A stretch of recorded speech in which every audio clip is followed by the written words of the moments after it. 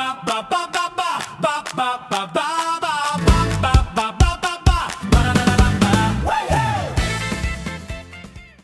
have a great big schus this morning to hear from Rabbi Twersky Shlita. Rather than speak about Rabbi Twersky's sheer giving capabilities and intellect, which will become momentarily evident anyway, I'd like to address myself to a different element. I have just returned from Poland, as you know, yesterday morning. It is cold there. And one of the places that I visited while in Poland was in the Warsaw Cemetery, the kever, the grave of Rabbi Twersky's great-great-grandfather of Chaim Soloveitchik, of Chaim Brisker, who himself also a giant of intellect, revolutionized learning. But on his matzeva, the first, before it says Sar HaTorah, before it says a minister of Torah, it mentions that he was Rav HaChesed. He was Rav HaChesed. The stories of his open hand to all that needed in the city of Brisk, in the town of Brisk, are legendary.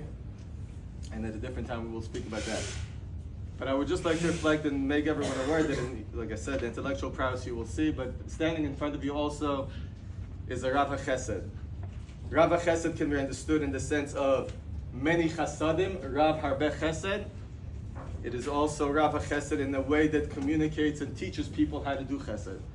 And in the brief hekerus that I've had with Rav Twersky, in addition to the fact that I've listened to many of his shiurim and gained from his standard shiurim, I could also say and call him Moga Rabbi in Rav HaChesed. Without further ado, Be'ezus Hashem, Rav Twersky Shlita.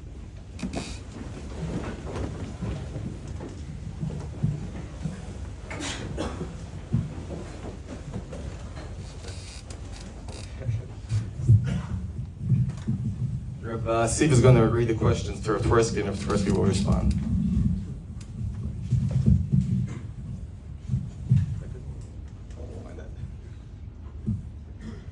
In today's day and age, should all Jews live in Eretz Yisrael? Are there factors that would override the living in Eretz Yisrael?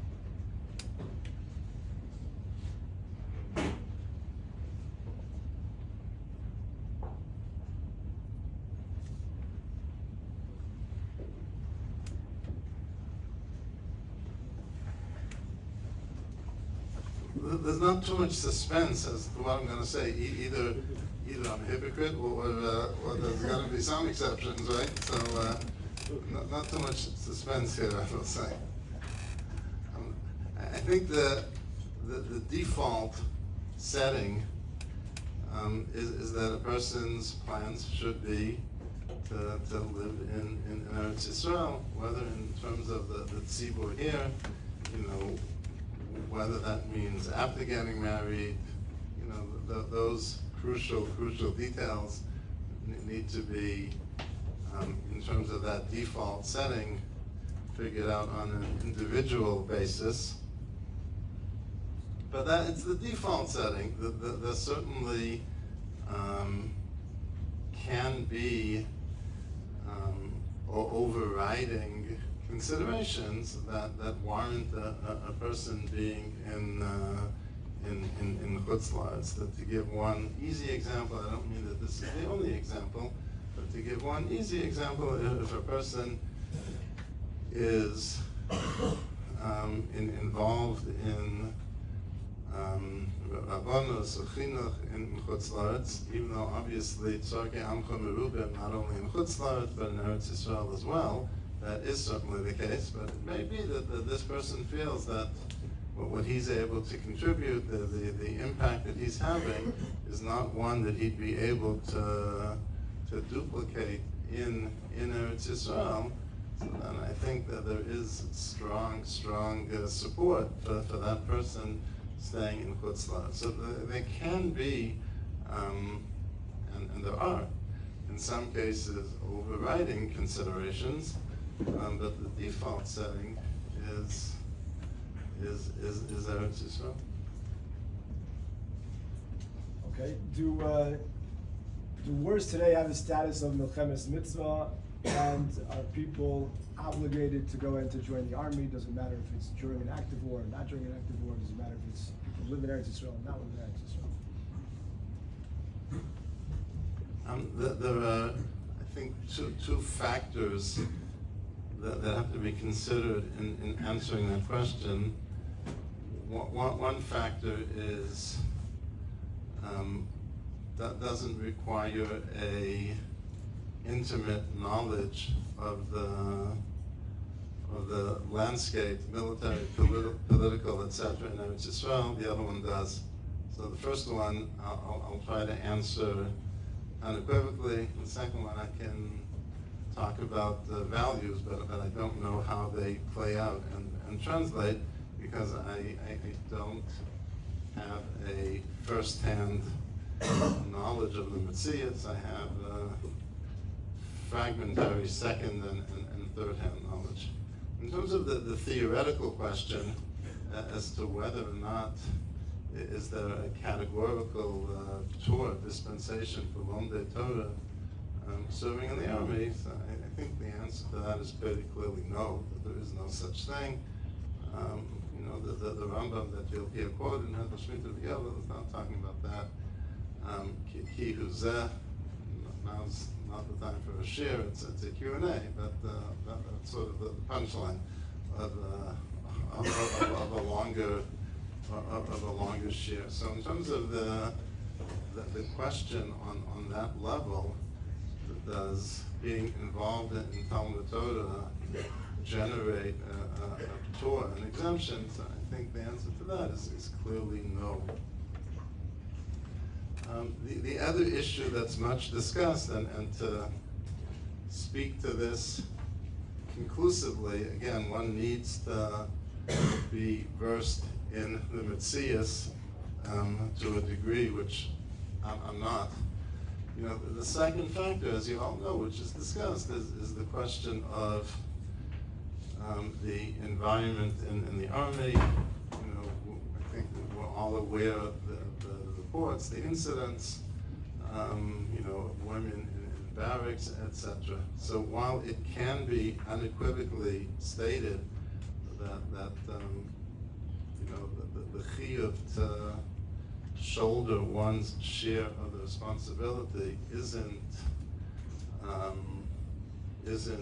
pushed aside by being involved in Talmud Torah, the following statement is again how relevant it is. That requires knowledge of the Metzias to apply. But the following statement is certainly true, that one is it a mitzvah to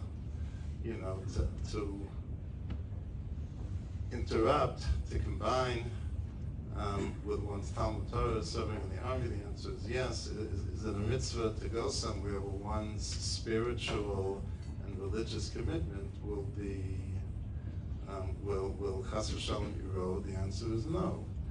Again, is that relevant? How is it relevant?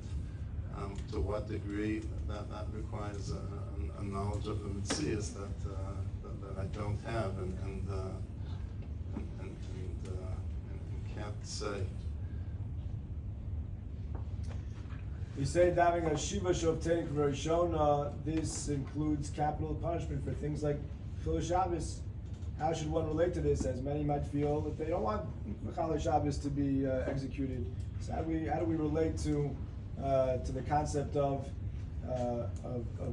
bringing back a system of Misas Beis Din, or how do we relate to parts of Tefilah that some people might have trouble relating to? Even when we had a Sanhedrin that was empowered, that was authorized to give Misas Beis Din, so the Mishnah in Malkos in the first parak says it was very, very rare. If it happened once in 7 years, then it was an anomaly that it happened that often in quotation marks. So it's not as if when we learn Chumash, we could imagine a different reality. The reality is that it was very, very rare that Misas Beis Din was given. The other important perspective in terms of that question is, it's not a coincidence that we don't have the ability to give Yisrael and the fact that Rahman al-Islam, there is so much Chilul Shabbos at this point in history. It's not a coincidence that those two realities coincide. And when there will be when the Sanhedrin will be restored, it's going to be a different world. Not a different world in the sense that water will still, freeze at 32 degrees. Not a different world in terms of that, but the religious landscape will be different. The Jews will understand and appreciate the beauty of Shabbos, the importance of Shabbos, the centrality of Shabbos, and when there's going to be a Sanhedrin again, Shabbos is going to be virtually, maybe drop the word virtually, unheard of. So it's not as if the restoration of the Sanhedrin is going to, even leaving aside that Mishnah and Makos, pose any imminent threat to scores of people. In terms of the more general part of the question about davening, so if maybe first I'll just try to formulate it and then elaborate briefly. If davening isn't descriptive of what we want from HaKadosh Baruch Hu, then it should be seen as prescriptive. Okay? Well, what does that mean? So when the Anshe Knesset Hagdolah instituted a fixed text for Shemona Esrei, so the Rambam writes that they included bakashos, they included requests for all those areas which are avos. These are the main categories of tzarkei kol ish v'ish. These are the main things that we really need. Now, we may or may not be in touch with our true needs. But the mashal is this. Let's say, imagine you have a classroom, an elementary school classroom, and the kids are told that Warren Buffett, you know who Warren Buffett is? Okay, you know how many zeros are in his bank account? Good, that's what you need to know from Moshe. Okay, now, the Warren Buffett is coming, and he's coming with his checkbook, and you can make any request that you want of him, and he's going to write a check. Okay? So the first kid, he's asked, what would you like? And he a certain brand of sneakers that he's been asking his parents for, but his parents have told him, no, it's much too expensive. We're not throwing away money on that. Okay, fine. So he, Mr. Buffett takes out his checkbook, writes the check for, I don't know, how much do the name brand sneakers go for? $200? I don't know. For $200. The next kid, even though he's in elementary school, but he's got, got aspirations. He wants an electric bike. Okay, fine. I assume that's a little bit more pricey, and then the check gets written. So at this point, the teacher asks Warren Buffett if he can have a little time out with the kids and talk to the kids. And he says to the kids, listen guys, this is the opportunity of a lifetime. You can ask him to write a check and set up a trust fund that will take care of you and your children and your grandchildren. And the sky's the limit in terms of what you can ask. Let's not blow this opportunity on sneakers and bikes. So we come every day before HaKadosh Baruch Hu. It could be that what's on our mind is not Chachma Bina Vadas, and if that's not descriptive, if when the Anshe Knesset, I call it Dei Bina V'Haskel, I don't mean to be partisan here. If that's not on our agenda, if that's not descriptive of what we want from HaKadosh Baruch Hu, then it's prescriptive. That is what we should want from HaKadosh Baruch Hu. And what that means is that we need to try to reorient based on the Siddur. And we should use the Siddur not only as not only as a prayer book, not only as something to open and read from, during Shacharis, Mincha, and Arbis, but something to orient and calibrate our lives. If it's not descriptive, then it should be prescriptive. Why does our generation struggle to produce universally accepted gedolim? Will this continue? And if so, what will be the impact?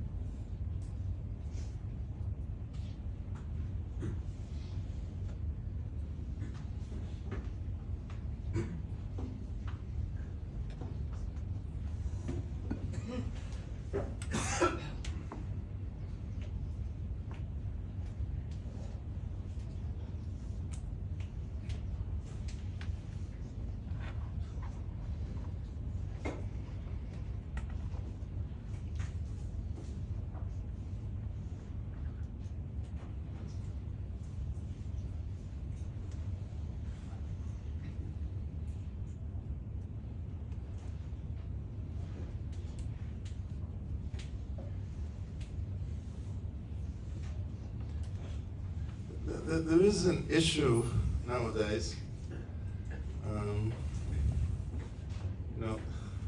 that there is factionalism amongst us, amongst Jews, and sometimes, not Baruch Hashem, some of us steer clear of this, but not all of us do.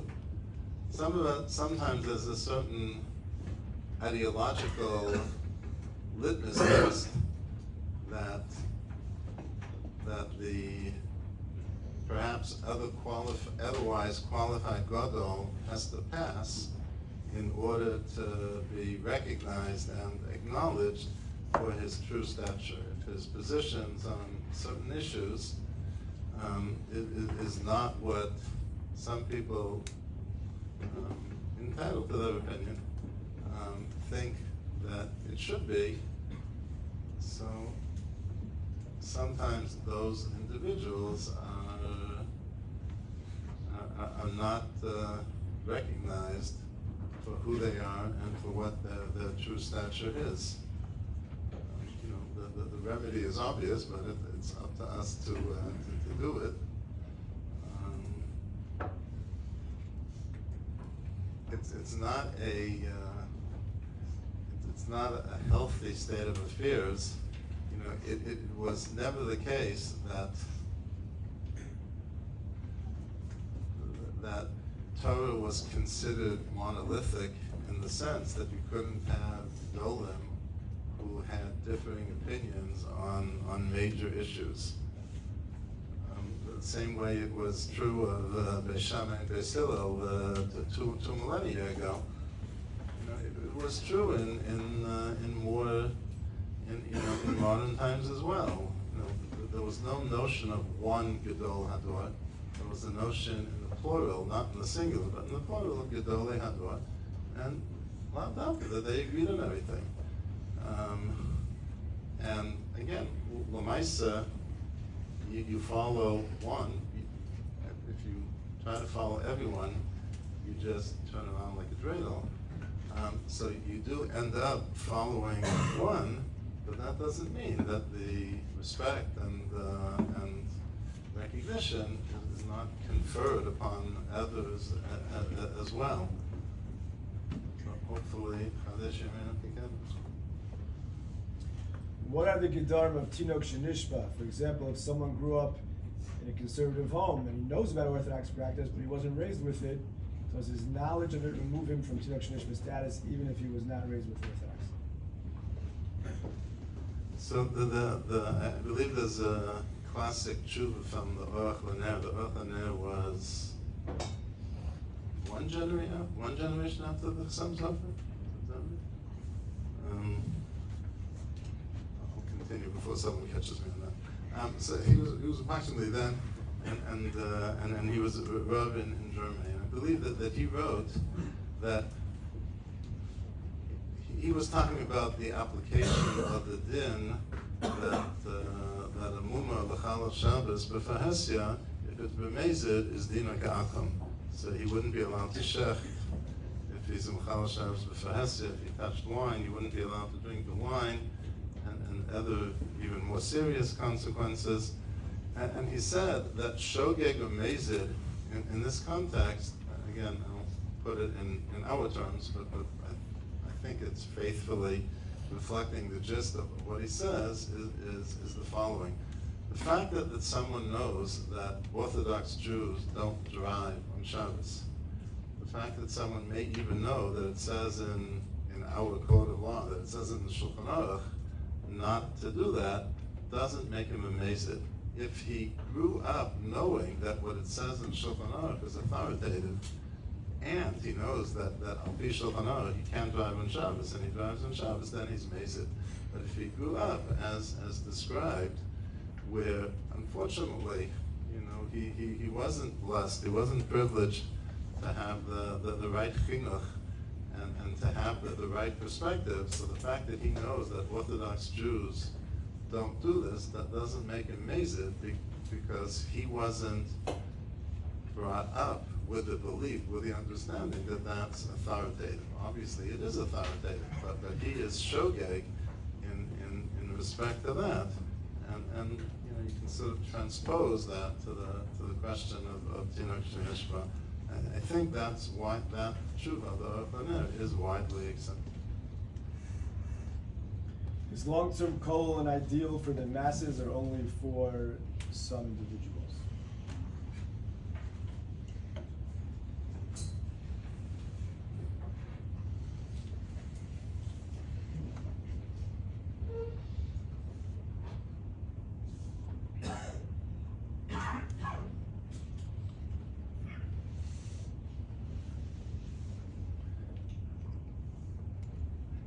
Given the varieties of temperaments amongst people, one has to, not only be sort of religiously inspired and committed, one has to have the right temperament as well.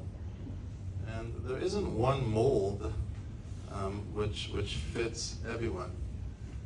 We're all different. We have different temperaments. We have different kochos and nefesh, and which is why Torah isn't the point, but Torah is a spectrum. It doesn't mean that Torah is, that there is, football field is wide, but at a certain point you can go out of bounds.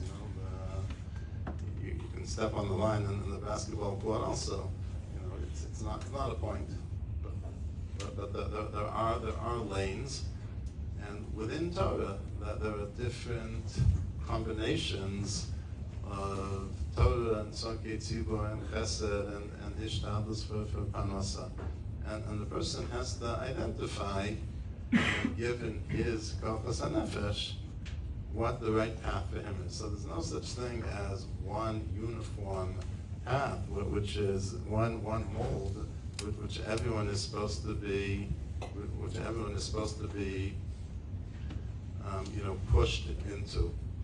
Also, a society in which everyone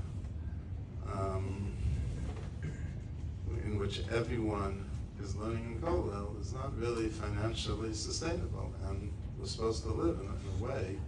The Torah requires that we live in the natural world, not in a supernatural world, but in a natural world, and the way things are set up has to be financially sustainable as well. Does b'nfol oivecha al tishmach, not rejoicing at the fall of your enemy, apply to modern day enemies like Hamas and Iran?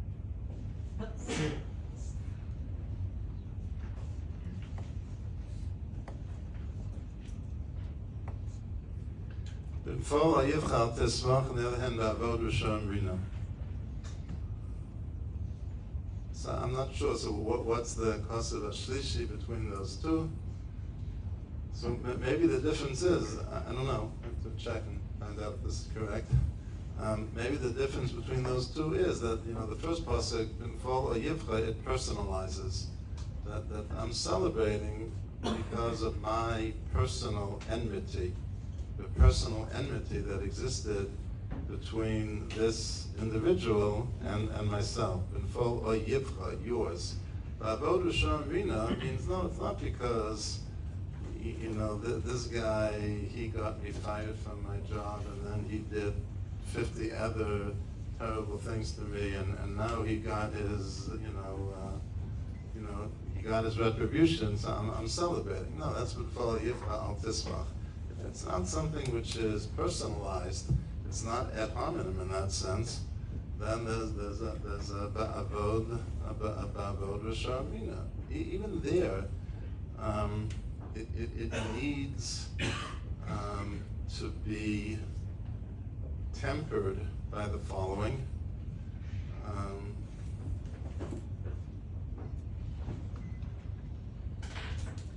It's one thing to rejoice over the triumph of good over evil. It's another thing to come across as someone who's relishing death and destruction. And sometimes the celebrations of good over evil too easily cross the line into celebrating and glorifying death and destruction, which is A, wrong k'shala'atzma, and B, a chil Hashem, because of the image of Torah and Torah Jews that it projects. So one needs to be carefully calibrated that which side of the line it's on. How does one find spirituality while learning Gemara?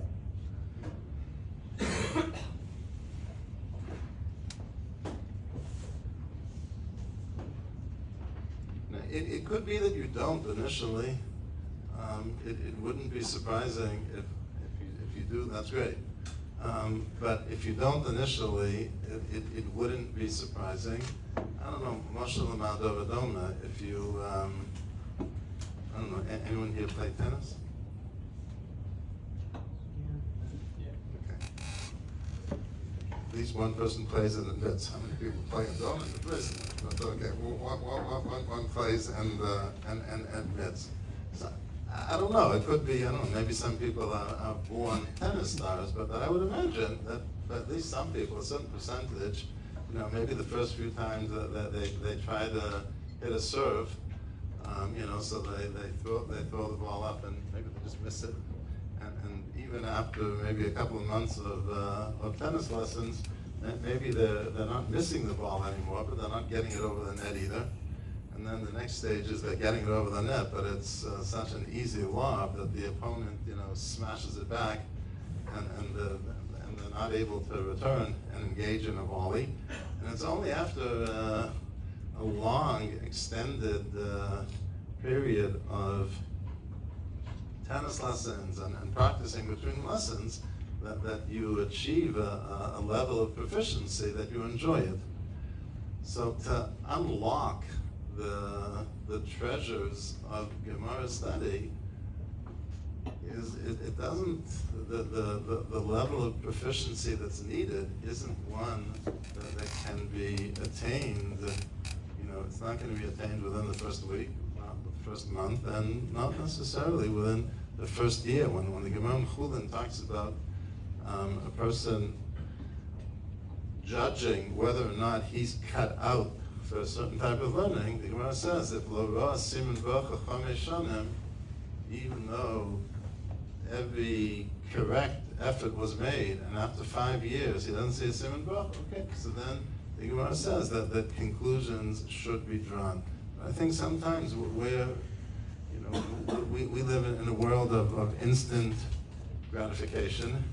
If the internet connection takes more than 2 seconds, one is ready to start kicking the computer and switching services.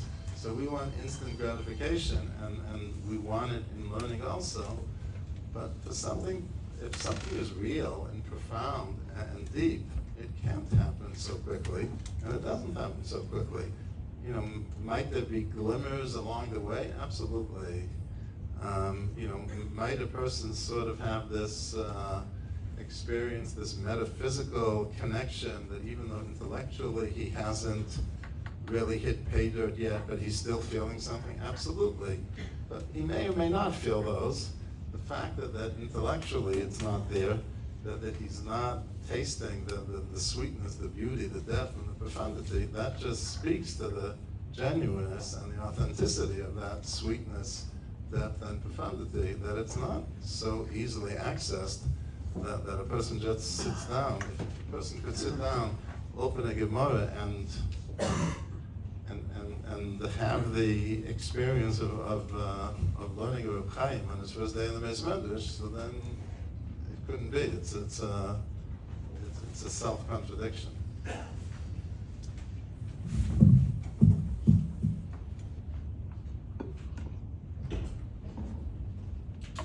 What constitutes bittul Torah? What is the role and value of recreational activity?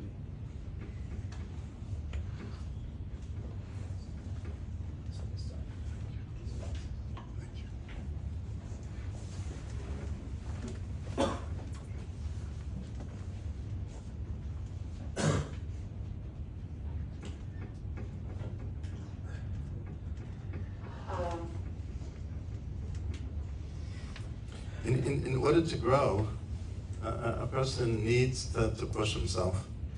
If we all remain within our comfort zones, so then we'll never go anywhere. Because the comfort zone is the place that we're used to being. That's where we're most comfortable. Right? Your most comfortable pair of shoes is not a new pair of shoes, but a pair of shoes that's been broken in, that you've been wearing for a long time. So you're comfortable with what's familiar. So because of that, if we would all remain within our comfort zone, so there wouldn't be growth. So, or if you prefer, I think in the weightlifting part of the gym, no pain, no gain, right? So there needs to be, we need to push ourselves. But me'idach gisa, the fact that we need to push ourselves, the fact that we need to be ready to step out of our comfort zone, doesn't mean that we're supposed to push ourselves too hard. We're supposed to be ambitious, very ambitious, but realistically so. And part of that is that we need time to unwind. We need time for recreation at different ages and stages of life.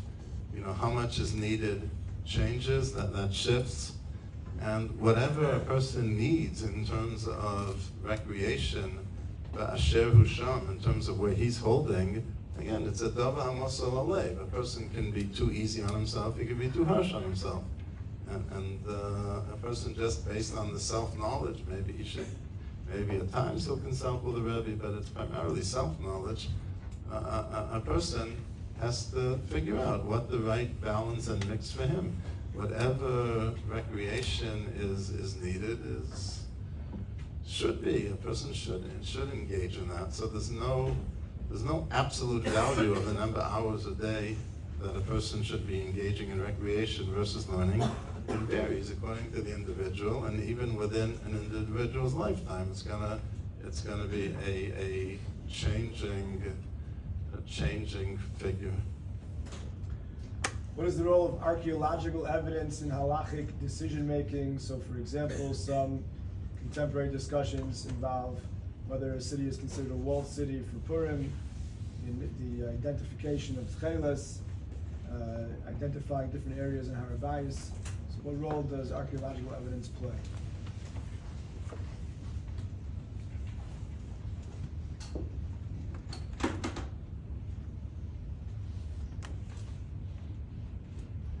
I'm basically ignorant about all things you ask me about, but usually I'm able to put on a good show. I don't know, archaeology, I'm not sure I can even put on a good show, so I think maybe I'll take a pass on that question.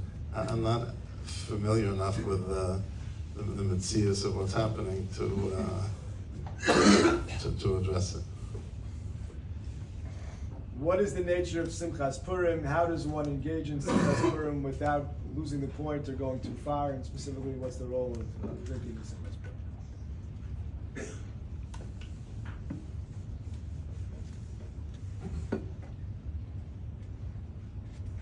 All the mitzvahs of Purim, even though the Gemara says this explicitly by Kriyas HaMegillah, the Vilna Gaon and others say that it's intended and applicable for the other mitzvahs hayom, are intended for Pesumei Nisan.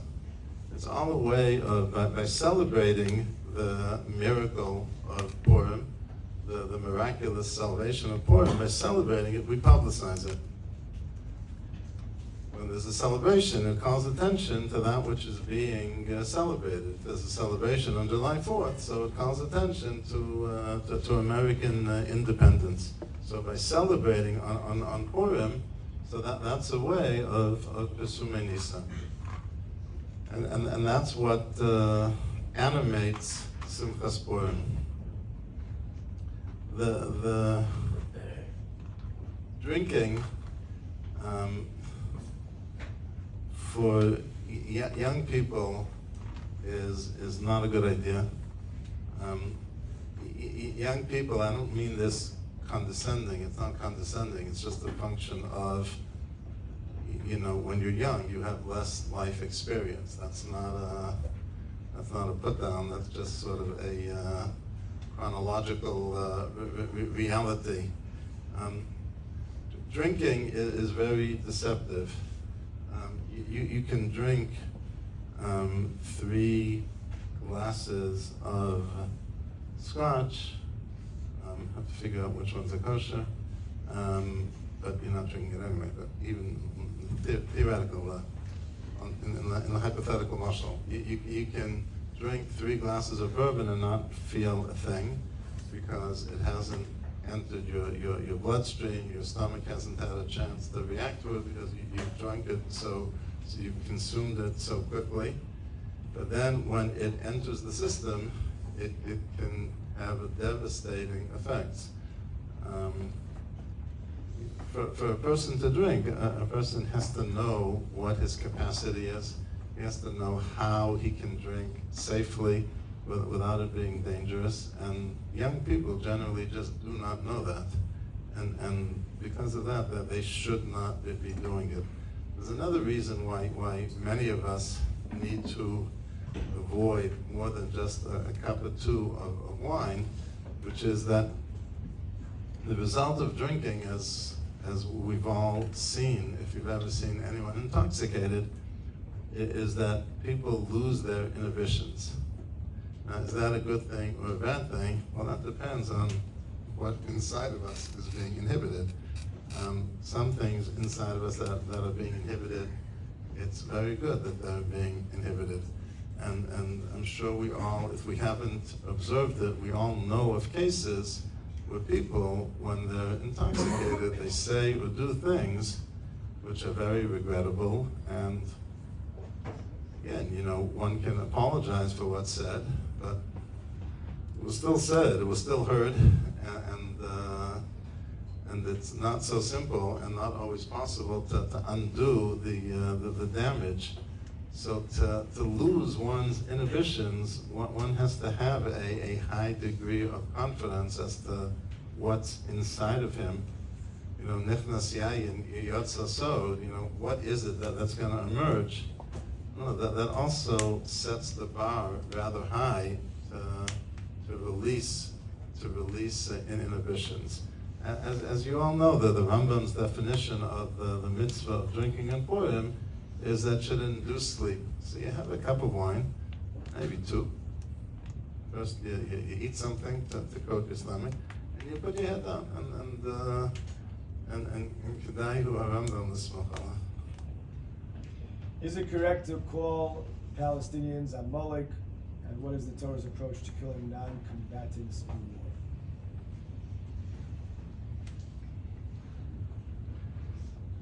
Famously based on a diuk in the Rambam, when the Rambam in Hilchos Malachim, Perek Hey, speaks of the Shiva Amimim, the 7 nations, B'choros, Imo, Abis, Loses, Azaretz HaKnani, Achite, Amori, etc., the 7 nations.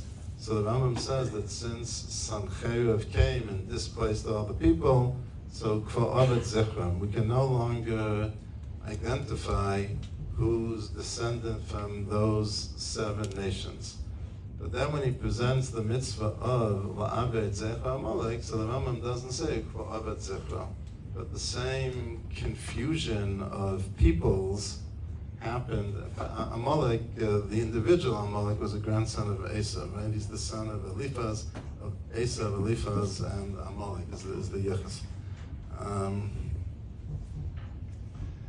But the same confusion of peoples affected the genetic Amalek as well. So why doesn't the Rambam say for Ovid Zichram? So the Rav quoted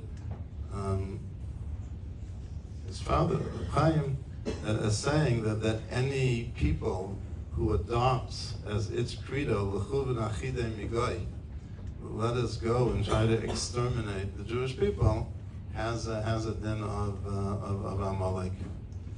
It's an important conceptual concept. I'm not sure how much difference it makes practically, when we're attacked, so then we have to defend ourselves and should defend ourselves and rightfully do, whether or not the enemy, is or isn't labeled Amalek doesn't make too much difference. What about civilian deaths? So I think Rashi in Shiur Sayam, I forget where the Rashi is, said HaKadosh Baruch Hu is able to strike with such precision that there's never what the military calls collateral damage. That HaKadosh Baruch Hu, when HaKadosh Baruch Hu sends a makkah, so it strikes exactly whom HaKadosh Baruch Hu wants to strike and doesn't strike anyone else. Human beings don't have that capacity. The reality of war, the ugly, harsh reality of war, it's ugly, it's harsh, it's not something that we're happy about, but the ugly, harsh reality of war is that when there's war, there are civilian casualties. The ratio of civilian casualties that Sahal is able to maintain, that low ratio of how few civilian casualties there are, so that there's no army in the world that approaches Sahal on that. But it's the height of hypocrisy to criticize Sahal for civilian casualties. Civilian casualties are a fact of war, it's a fact of life. People who don't want civilian casualties should be finding ways to prevent the enemy from provoking wars in which civilian casualties are an inevitable reality. Like the war itself, it's something that we lament, but it's not something that can or should in any way interfere with a people, with a nation defending itself. One final question: does Hashem always love us? What if we sin?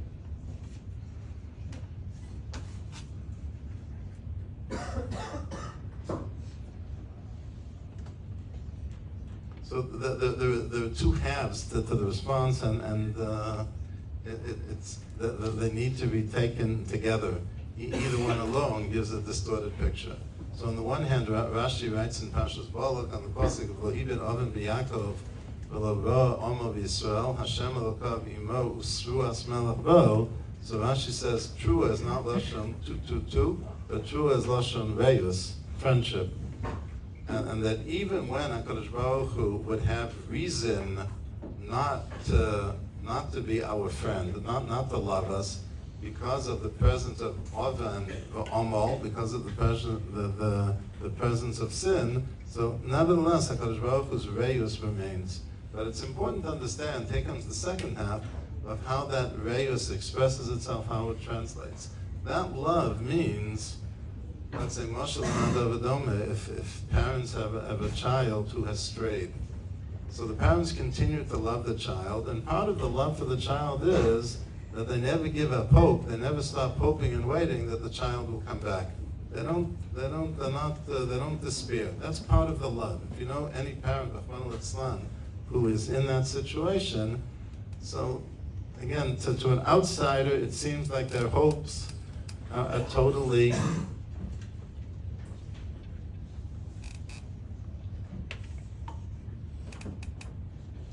unrealistic. Maybe they are sometimes, but part of love means a recognition that there's wrong, and the hope and not giving up. So on the one hand, yes, does the Kadosh Baruch Hu continue to love us? Yes. But on the other hand, the Gemara in Bava Kama says that if a person says that Kadosh Baruch Hu is a vatran, a person is not allowed to say that. If a person says that Kadosh Baruch Hu simply says, okay, so you did a few chatan, I'll look the other way. Kadosh Baruch Hu's love expresses itself in his patience, in the midah of erech hapayim, and in offering us the possibility and the avenue of tshuva. It doesn't mean that there's no accountability. It doesn't mean that HaKadosh Baruch Hu's love diminishes our accountability for what we do. No, there is full accountability for what we do. HaKadosh Baruch Hu isn't the vatran. The love is in saying that whatever you did, you can rectify it, and I'll give you time to do it. But the time is not infinite. The time is not endless. At a certain point, that HaKadosh Baruch Hu calls us back. We shouldn't be waiting for that. We should be, because who knows when that happens. So yes, does HaKadosh Baruch Hu love us even if we sin? Yes, but does that love mean that HaKadosh Baruch Hu spoils us, that he doesn't hold us to an account? No, that's not what it means. It means that HaKadosh Baruch Hu says, Shuvu bonim shavavim, erpa meshuvaschem. The love is that HaKadosh Baruch Hu says, do tshuva. And the love is that HaKadosh Baruch Hu is an erech hapayim and waiting for us to do tshuva. But the love doesn't displace the midas adin. That's why V'nake lo yanake is included in the Mesilas Yesharim nights in the Yud Gimel Midas Harachamim. Just want to thank Rabbi very much for coming. And,